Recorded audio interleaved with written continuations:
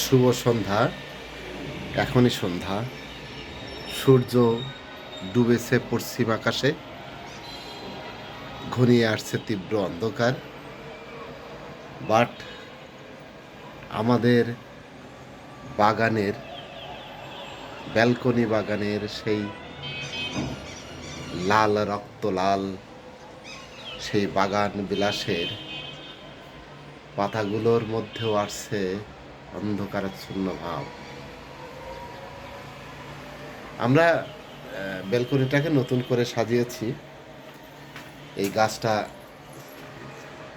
ছিল ঠিক এর বিপরীত পাশে, বাট আমরা গাছটা দীর্ঘ 6 বছর পর আমরা গাছটার টব পরিবর্তন করে দিয়েছি এবং তুলনামূলক বড় টব দিয়ে আমরা গাছটার বেশি পরিমাণ মাটি দিয়ে আমরা গাছটিকে, এই বাগান বিলাস গাছটিকে আমরা আজকে নতুন করে সাজিয়েছি। এবং গাছটি আগে ছিল প্রায় সব ডালগুলোই বাইরে বের হয়ে করে দেওয়া ছিল, বাট এবার যখন আমরা সাজালাম তখন চেষ্টা করলাম ঘরের ভিতরে কিছু অংশ রাখার জন্য। তো বেশ ভালোই লাগছে। হ্যাঁ, এর গাছে পাতা নেই, সব ফুল। খুব ভালোই লাগছে যে, এবং আমরা সকাল থেকে এই গাছগুলোকে আমরা নতুন করে আমরা নতুন টব দিয়ে এবং নতুন চারাও কিনেছি। আমরা এই ফুলটা কিনেছি আজ। এটা কি হাজারি গোলাপ বলে, এটা বেলি ফুল, এটা আছে নীলকণ্ঠ ফুল, এটা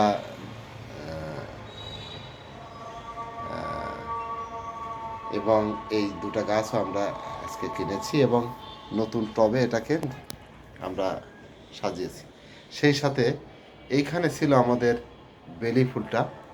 সেই বেলি ফুলটাকে আমরা বারান্দার এক পাশে নিয়ে এসেছি এবং এই সাজানোর পর থেকে দুপুর থেকেই বাসায় একটা আনন্দ চলছে, যেন অন্যরকম। বাসার প্রতিটা মানুষ আমরা এখানে আসছি এবং বারবার ফিল করছি এই নতুন পরিবেশটাকে। কয়েকটা গাছের চারা এবং একটু ঘুরিয়ে পেঁচিয়ে একটু অন্যভাবে গাছগুলোকে সাজানোর মধ্য দিয়েই আজকের সারাটা দিন যেন আমাদের সে সকাল থেকে ঘুম থেকে উঠেই আমরা চলে গেছি নার্সারিতে। সেখান থেকে আমরা এই গাছের চারাগুলো এনেছি এবং সেখান থেকে টব কিনে সেখান থেকেই মাটি দিয়ে সারযুক্ত করে আমরা গাছগুলোকে এখানে সাজিয়েছি এবং আমাদের এটা নতুন একটা সৌন্দর্য এখানে